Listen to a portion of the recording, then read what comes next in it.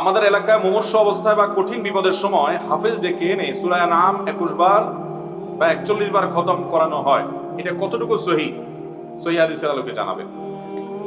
কোন ব্যক্তি যদি অসুস্থ থাকেন, মুমূর্ষ অসুস্থ, তো এই ব্যক্তির জন্য কোরআনে কারীমের যদি সূরা তেলাওয়াত করে সুস্থতা কামনা করা হয়, আরোগ্য লাভের চেষ্টা করা হয়, তাহলে সেটা তো জায়েজ আছে।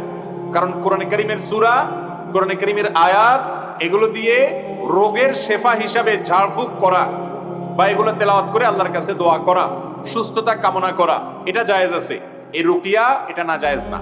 কিন্তু যদি কেউ মনে করে যে মুমূর্ষ অবস্থায় এই কোরআনে কারীমের তেলাওয়াত করলে এর সওয়াবটা তিনি ওই মুমূর্ষ ব্যক্তিকে পাঠিয়ে দিবেন, তো জীবিত মানুষ একজনে কোরআন তেলাওয়াত করে আরেকজন জীবিত মানুষকে ট্রান্সফার করে দিবে, এই ট্রান্সফারের সিস্টেম নাই।